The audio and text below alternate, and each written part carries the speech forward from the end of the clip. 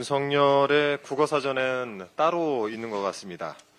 지난번엔 대통령 부인의 조언이 국정농단이라면 국어사전을 다시 정의해야 한다라는 궤변을 늘어놓더니 이번에는 법치의 의미를 재정립하려는 모양입니다.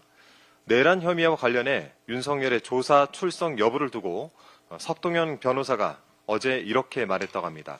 부른다고 가는 게 법치가 아니다. 두 길을 의심했습니다. 형사소송법 제200조 피의자의 출석 요구 조항에 따르면 수사에 필요할 때는 피의자의 출석을 요구하여 진술을 듣도록 하고 있습니다. 어제 법사위에서도 김석우 법무부 장관 직무대행이 수사기관 소환 통보가 있으면 응하는 것이 원칙적으로 맞다라고 설명하면서 문제의 소지가 있어 보인다라고까지 말했습니다. 법과 원칙에서 굳이 예외를 찾아가며 본인에게 유리한 것만 취하려는 것은 법치가 아닌 전형적인 법기술자의 수법입니다. 지금 이 상황에 대해서 전 세계가 목격한 내란 범죄, 이것은 내란이 아니라 소란이라고 둘러대는 윤석열식 개념 정의는 우리의 통념과 많이 다릅니다. 온갖 수사기관에서 윤석열의 출석을 통보하고 있습니다. 내란 속의 윤석열은 하루빨리 수사기관에 출석해서 조사를 받으십시오. 혹시라도 자신의 부인 김건희가 받았던 출장 조사는 꿈도 꾸지 마십시오.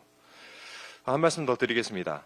지난 12.3 비상계엄 이후 우리 언론인들께서 많은 수고를 해주고 계셔서 진심으로 감사한 마음입니다. 그런데 일부에서 그런 노고를 퇴색시키는 행동을 하고 있어서 매우 우려스럽습니다. YTN의 김백 사장 이야기인데요. 이번 내란과 관련해서 내부 구성원들에게 부정선거 의혹 팩트체크 프로그램을 제작해보라고 지시했다는 보도를 접하고 참으로 어처구니가 없었습니다. 이러고 윤석열이 언론 장악을 기도했나 싶기도 합니다. 극우 유튜버들이나 말하는 부정선거 음모론을 띄우려고 김홍일 방통위 2인 체제가 YTN을 사용화시켰나 싶습니다. 계엄 선포 2시간 전 KBS가 이미 이 사실을 알고 계엄 방송을 준비했다는 의혹이 제기되고 계엄 선포 직후 계엄군이 3차례에 걸쳐 방통위에 연락을 해서 연락관 파견을 요청했다는 사실도 밝혀졌습니다.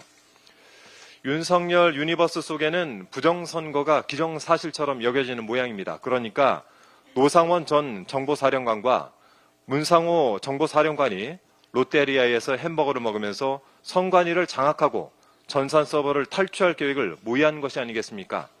하지만 윤석열이 그토록 노래를 부르던 가짜 뉴스에 실제로 경도돼 있던 것은 다름 아닌 윤석열과 그 잔당들인 것 같습니다. 오죽하면 노태학 중앙선거관리위원장이 지난 13일 국회 본회의에서 상당히 충격적이었다라고까지 말을 했겠습니까?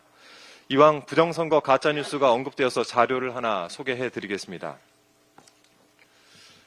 자, 이 자료는 지난 20대 대통령 선거 당시 국민의힘에서 배포한 팩트체크입니다. 본인들이 한 겁니다. 중앙선관위 선거정보센터는 해킹이 불가능하다. 투표함이나 개수기 조작도 불가능하다. 사전투표함 바꿔치기도 불가능하다라면서 걱정하지 말고 사전투표해달라라고 호소를 했던 것은 윤석열과 국민의힘이었습니다. 선거를 주관하는 선관위는 똑같은데 윤석열 본인이 승리한 선거는 공정선거고 국민의힘이 대표한 총선은 부정선거라고 우기면 누가 믿어주겠습니까? 이런 집단적인 망상이 가짜뉴스로 확산되는 것은 신속하게 막아야겠습니다. 공영방송 정상화를 비롯한 언론개혁 과제 추진에 속도를 더 붙여보겠다는 말씀 덧붙입니다. 이상입니다. 네, 다음으로 김병주